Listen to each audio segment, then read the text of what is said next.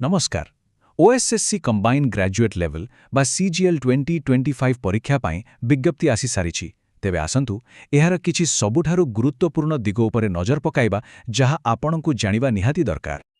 अच्छा सबुठु प्रथमे आसंतु देखिबा सबुठारु जरूरी कथा आवेदनर तारीख। एही तारीखगुड़िक जेमिति हाथ छड़ा न हुए सेथिपाई एहाकु भलो भाबरे मने रखिबाकु हेबो।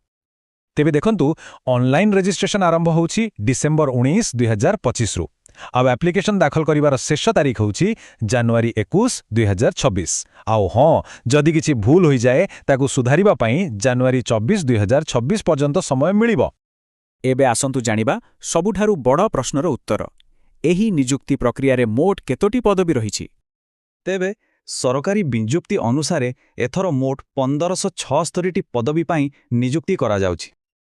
अच्छा तेबे एही पदवी गुड़िक पाई चयन प्रक्रिया केमिति हेबो चालंतु एहार परीक्षा योजना को टिके बुझी नेबा।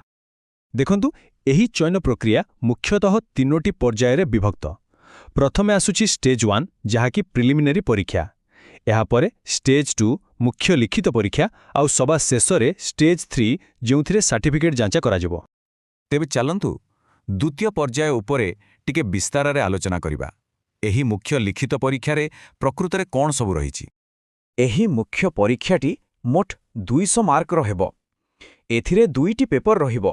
पेपर 1 हेउछि भाषा अर्थात ओडिया एवं इंग्राजी आउ पेपर 2 हेउछि जनरल स्टडीज।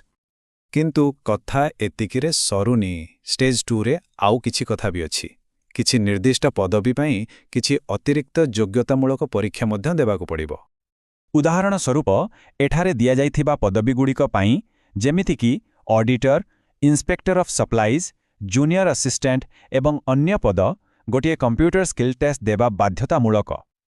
आउ गोटे विशेष कथा जो माने केवल ऑडिटर पदवी पाई आवेदन करूछंती सेमानकु एक स्वतंत्र गणित परीक्षा मध्य देबाकु पड़िबो। तेबे एसबुकु मिसाइले संपूर्ण परीक्षा प्रक्रियाटी केमिति देखाजिबो आसंतु एक संक्षिप्त सारांश देखिबा।